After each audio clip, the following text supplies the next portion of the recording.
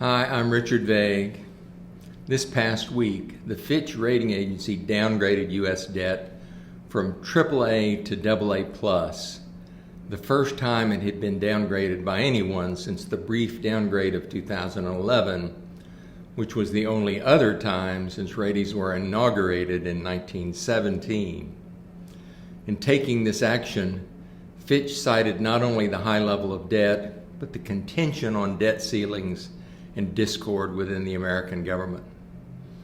Given the Fitch downgrade, it's worth spending a moment on the fact that increased government debt actually increases U.S. household wealth.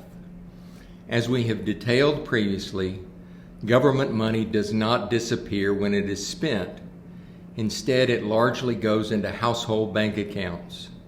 In fact, the $8 trillion increase in government debt during the 3 years of the pandemic brought a $29 trillion increase in household wealth.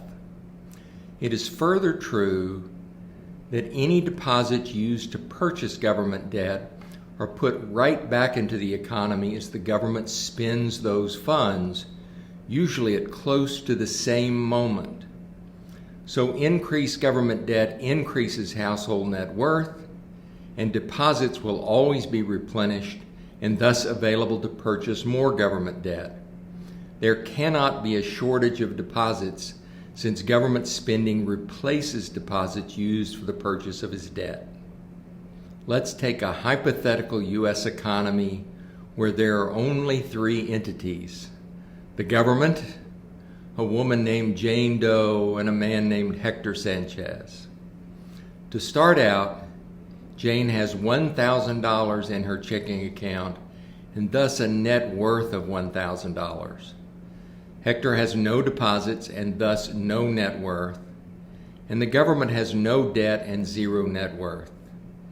So the total deposits in this entire country sum to $1,000.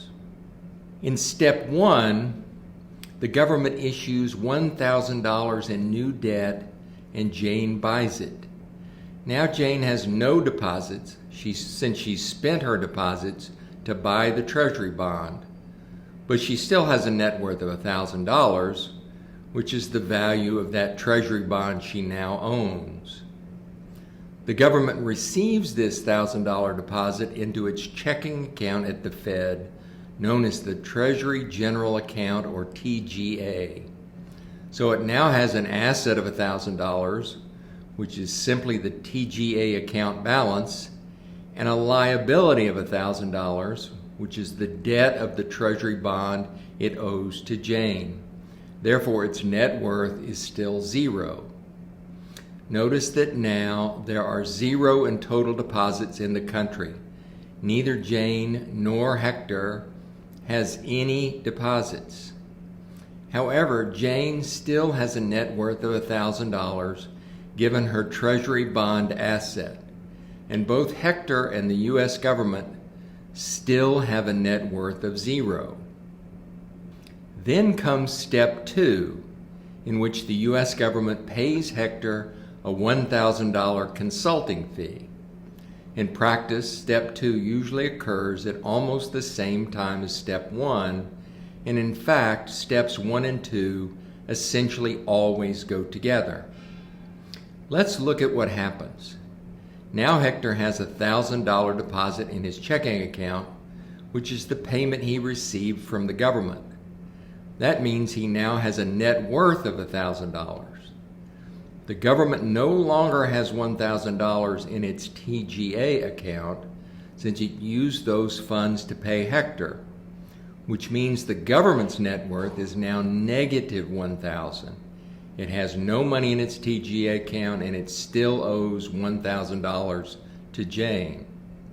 So with that, the country as a whole again has deposits of $1,000, which is the same exact amount as it had before the government sold the treasury bond. Bank deposits for the country are now fully restored and fully available for the next bond the U.S. government wants to sell. That's why there will always be ample funds to buy increased government debt, and there will never be the, quote, crowding out, end quote, that the textbooks warn us of. I would also point out that no new money was created or printed either. There was net zero change in total deposits. In addition, the best part is that the net worth of households has increased by $1,000. Previously, only Jane had a net worth of $1,000 and Hector had a net worth of $0. Now, both Jane and Hector have a net worth of $1,000 for a total household country net worth of $2,000. The government has a net worth of negative $1,000, so the increase in the government's debt increased household net worth. That's how it works. And by the way, if the government has to pay an interest expense on that bond, it is simply interest income to Jane. So again, households benefit at the expense of the government.